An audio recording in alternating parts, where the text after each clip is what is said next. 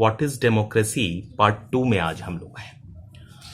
Part 1 में हम लोगों ने डेमोक्रेसी और डिक्टेटरशिप का डिफिनेशन देखा था और साथ में फीचर्स की बात कर रहे थे। 2 फीचर पे हम लोग बात कर चुके थे। एक government based on the will of people and decision by elected leaders और दूसरा फ्री एंड फेयर इलेक्शन।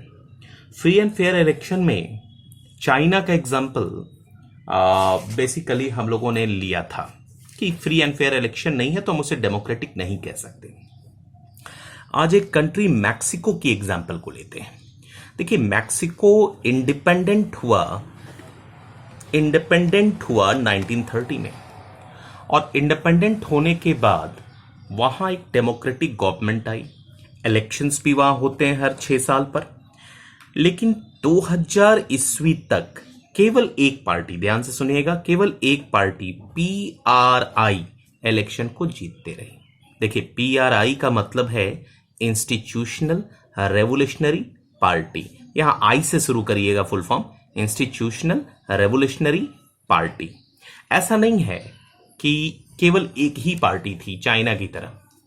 यहां और भी पार्टियां थी, अपोजिशन भी था, कंटेस्ट भी करते थे, लेकिन इलेक्शन कभी किसी ने नहीं जीता।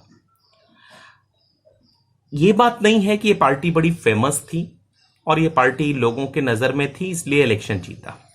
बेसिक बात क्या है कि गवर्नमेंट अपने सारे मशीनरीज का यूज करती थी इलेक्शन जीतने के लिए, ठीक है। दूसरी बात कि जितने भी गवर्नमेंट एम्प्लॉयज थे, सरकारी एम्प्लॉयज, उन सभी को पार्टी की मीटिंग अटेंड करना जरूरी था। ऐसा नियम बनाया गया था कि जो भी गवर्नमेंट एम्प्लॉयज होंगे उनको पार्टी की मीटिंग अटेंड करना होगा। जबकि आप जानिए कि कोई भी सरकारी महकमे में काम करने वाला व्यक्ति किसी पार्टी से जुड़ा हुआ नहीं होना चाहिए। तीसरी बात, जो टीचर्स थे, गवर्नमेंट स्कूल के टीचर्स, वो पेरेंट्स को फोर्स करते थे कि PRI को वोट दें। अब नेचुरल है कि टीचर्स ये डर तो दिखाते होंगे कि स्टूडेंट के कैरियर का सवाल है। अब ऐसे में दूसरी बात है कि टीचर्स का एक अलग वैल्यू होता है। एक बात और जानिए कि ऐसे इलाके जहां PRI को वोट नहीं मिलना था तो वहां से पोलिंग बूथ्स को लास्ट मिनट में शिफ्ट करके बहुत दूर ले जाया जाता था कि वहां के लोग वोट ही ना दे सकें। और साथ में जो पार्टी थी PRI, वो बहुत ज्यादा पैसे भी खर्च करती थी। तो इन सबको अगर देखेंगे आप तो आपको ये समझ में आ जाएगा कि जो इलेक्शन था वो न तो फ्री था न फेयर था, पैसे का यूज था, पावर का यूज था। ऐसे इलेक्शन वाली कंट्री को हम डेमोक्रेटिक तो कह ही नहीं सकते। एक तीसरा फीचर की बात करें तो तीसरा फीचर है 1 पर्सन 1 वोट 1 वैल्यू। देखिए, डेमोक्रेसी में एक टर्म होता है यूनिवर्सल फ्रेंचाइज। यूनिवर्सल फ्रेंचाइज का मतलब है कि एनीबडी हु इज ऑफ 18 और more than 18 year of age has the power to vote. अब देखिए, डेमोक्रेसी की इसी खूबसूरती को समझने की कोशिश करते हैं। Every citizen have been given the right to vote and every vote has equal value. India में तो यह बात है कि हर सिटीजन को वोट देने का अधिकार है अगर वो 18 या 18 से ज्यादा का है तो, और हर वोट की बराबर की वैल्यू है। लेकिन सऊदी अरबिया की बात करिए, वुमेन को अभी अभी कुछ वोटिंग राइट्स मिले हैं, पूरे वोटिंग राइट्स नहीं मिले हैं। यह अनफेयर है और इसे डेमोक्रेटिक नहीं कह सकते। इस्टोनिया एक कंट्री है जहां सिटीजनशिप्स के रूल को इतना डिफिकल्ट बना दिया गया है कि रशियन माइनॉरिटी को वोटिंग राइट मिल ही नहीं पाता। अब आप क्या कहेंगे, इस्टोनिया को डेमोक्रेटिक कह सकते हैं क्या, जहां एक माइनॉरिटी कम्युनिटी को वोटिंग राइट तक नहीं मिल रहा। एक कंट्री है फिजी।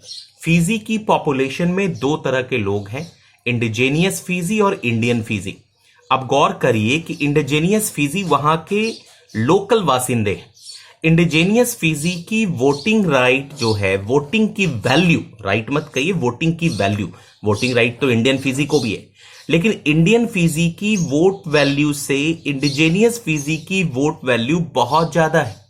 अब ऐसे समझिए कि इंडियन फिजी अगर वोट देते हैं तो उनका 1 काउंट होता है, तो इंडिजेनियस फिजी का 2 काउंट होता है।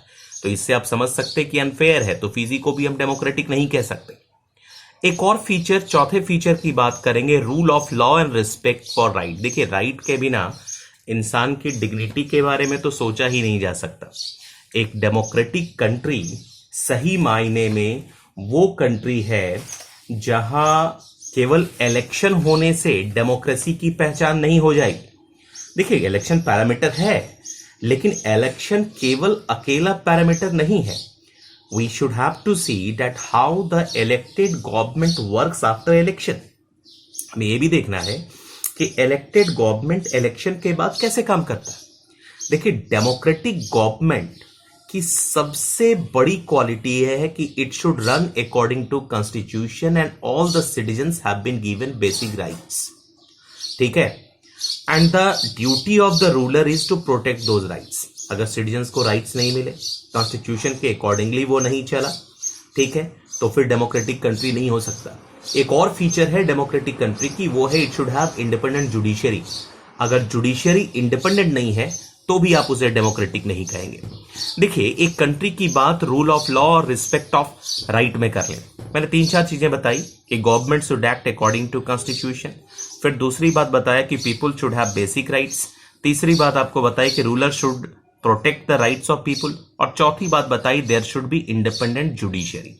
Zimbabwe became free from white minorities rule in 1980। मतलब जिम्बाब्वे को 1980 में आजादी मिली, और आजादी की जो लड़ाई लड़ी थी एक पॉलिटिकल पार्टी में लड़ी थी, उसका नाम था ZANU-PF। ये पॉलिटिकल पार्टी है जिसके लीडर थे रॉबर्ट मुगाबे। और मैं आपको बता दूं कि इंडिपेंडेंस के बाद लगातार ये रूल करते आ रहे हैं। ऐसा नहीं है कि पॉपुलर नहीं है, पॉपुलर भी है, लेकिन इन्होंने इलेक्शन जीतने के लिए अनफेयर मीन्स का भी यूज किया। और आपको सबसे जान के आश्चर्य होगा कि Robert Mugabe changed constitution a number of time to increase the power of the president. He was the president, वही प्रेसिडेंट थे। उन्होंने कई बार कॉन्स्टिट्यूशन को बदला ताकि प्रेसिडेंट के पावर को इंक्रीज कर सके। जो अपोजिट पार्टी के वर्कर्स होते हैं, दे वेर हरास्ड, उनको हरास किया गया। एंड डेमोक्रेटिक कंट्री में जो सिटीजन्स का पहला अधिकार होता है प्रोटेस्ट और डिमॉन्स्ट्रेशन का, it was clear that if there is a protest or demonstration against the government, it will be illegal. अगर सरकार के खिलाफ प्रोटेस्ट और डिमॉन्स्ट्रेशन है तो वो इलीगल होगा। देखिए, कोर्ट्स भी हैं जिम्बाब्वे में, इसमें कोई डाउट नहीं है। कोर्ट्स ऑर्डर भी पास करते हैं, लेकिन गवर्नमेंट कोर्ट्स के ऑर्डर को इग्नोर करती है। तो फिर इंडिपेंडेंट जुडिशरी कहां हुआ? और जहां इंडिपेंडेंट जुडिशरी नहीं है, प्रोटेस्ट और डिमॉन्स्ट्रेशन की इजाजत नहीं है, अपोजिशन पार्टी के वर्कर को हरास किया जाता है, अनफेयर प्रैक्टिसेस की जाती है, तो हम उसे डेमोक्रेटिक कंट्री तो नहीं कह सकते। तो ये कुल मिला के 4 फीचर्स सब लोगों ने क्लियर किए। अब अगले वीडियो में हम लोग देखेंगे demerits and weakness of the democracy को, ठीक है, जो बड़ा वाइटल होगा। तब तक के लिए आप लोग लाइक कर लेंगे, सब्सक्राइब कर लेंगे और शेयर कर लेंगे।